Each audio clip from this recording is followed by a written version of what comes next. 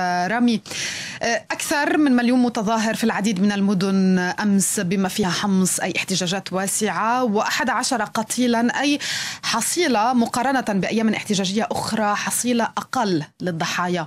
هل علينا أن نستنتج انكفاء ما للخيار الأمني لدى السلطات؟ صباح الخير. حقيقة الأمر هناك فقط في حماة ودير الزور كان أكثر من 1,200,000 متظاهر. عدد الشهداء الذين سقطوا يوم أمس، فقط يوم أمس أعتقد أنه 6 أشخاص قتلوا خلال التظاهرات.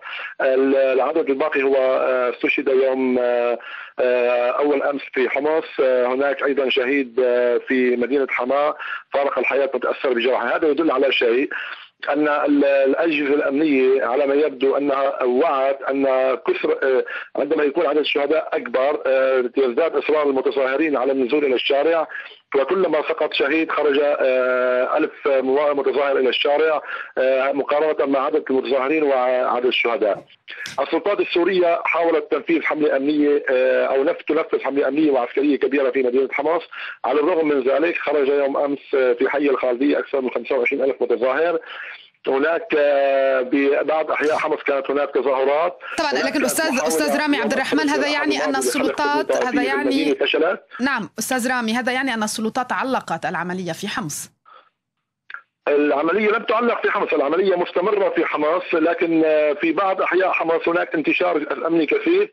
هناك اعتقالات واسعة جرت يوم أمس في حي باب سباع، حتى بعض النشطاء شاهد بأم عينه اعتقال للنساء، وضعنا في الباصات واعتقلنا، اعتقال كبير للنساء.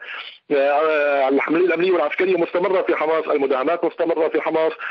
سمع ليل أمس أصوات 6 انفجارات يعتقد أنها أصوات لانفجارات بقذائف دبابات. هناك في الوحدات العسكرية قرب الكلية الحربية نعم.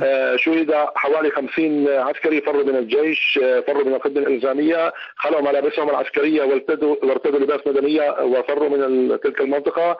ما يجري في حمص هو شيء خطير جدا. تحاول نعم. السيطرة على المدينة من خلال القوى العسكرية، وهذا سيفشل بشكل مؤكد. شكرا لك رامي عبد الرحمن، رئيس المرصد السوري إذن لحقوق الإنسان، كنت معنا من لندن التي عبرت عن صدمتها من سقوط المزيد من القتلى في سوريا، ودعت النظام للاستجابة لمطالب الشعب بالتغيير السلمي، بينما نددت باريس بما وصفته بهروب النظام السوري غير المجدي إلى الأمام.